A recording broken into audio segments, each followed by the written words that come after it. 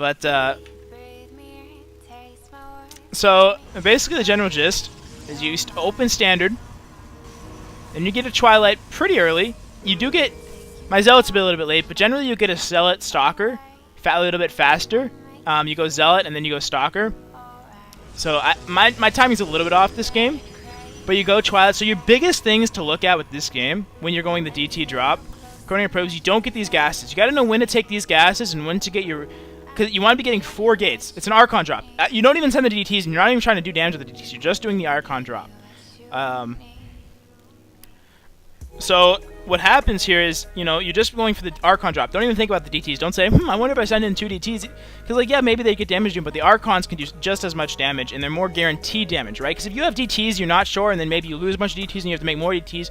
Very, very resource intensive. So you just want to be going for the Archon drop here specifically, because it's guaranteed damage. You're going to get damage done with Archons. You just will.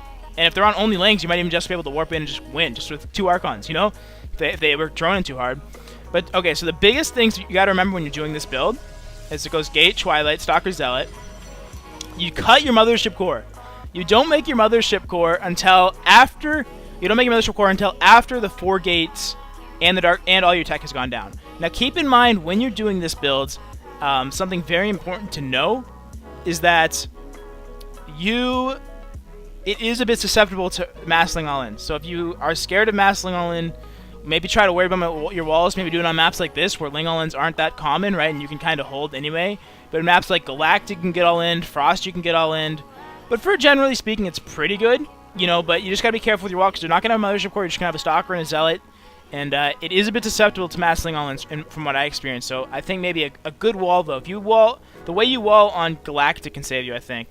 But the biggest thing, so that aside, you go Twilight. And then once this finishes, or about 75% done with the Twilight, you go with the Robo. And when the Robo is about 30% or so, when the Robo is about 40% complete, maybe maybe getting towards 50%, that's when you throw down your Dark Shrine. So Twilight, about 80% complete, or maybe 90% complete, you get your Robo.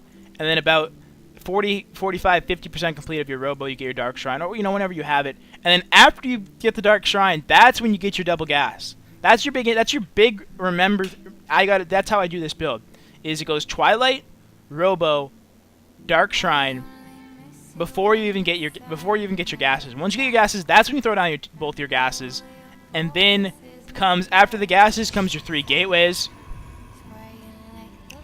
Right? Not the best time build here, right? This gate's a little bit late, and this Warp Prism, not the cleanest build, but I'll be just like you guys. When you guys do this build, maybe you lose to 2 Speedling all-ins, or you lose to a Speedling all-in and you don't win with the Archon drop. Let me just say, this build takes a bit to get down, right? Your timings aren't going to be crisp right away. You're not going to have the best, mechanics with it right away. Takes a bit of time, guys. You don't just do a build order and just instantly win a bunch of games with it. That's not how it works. You got to practice. You got to learn. You got to say, okay, this is what I can get away with. This is what I can't. Also, after the 3 gateways, you can start your Mothership Core. Okay, you make your Mothership Core after you made all your stuff. In the Warp Prism, and then actually what you do is you get Blink here when it's all said and done, and you can do some big. Basically, the composition right now is Blink Stalker Archon.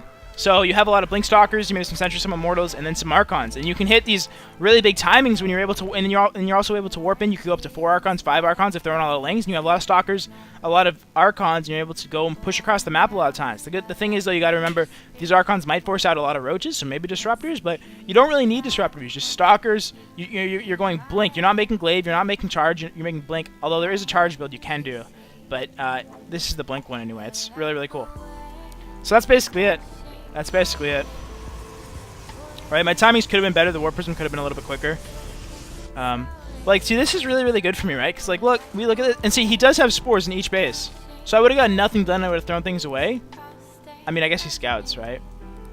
And he's droning up. But see, it's not even the fact that he has 22 lanes and they all die. It was so satisfying how they all died, too. But now, not only that, not only... Look, I'm up workers, 1. And now he has to remake units, right? He loses all those links. Now, I didn't kill any drones, but I killed 11 larvae worth of links, right? So you think about those 11 larvae, it could have been 11 drones, So it's it has benefits. Even if you're not able to get a ton of worker kills, right? Some maps it's better than other maps, but that's generally the gist of it. I'll drop that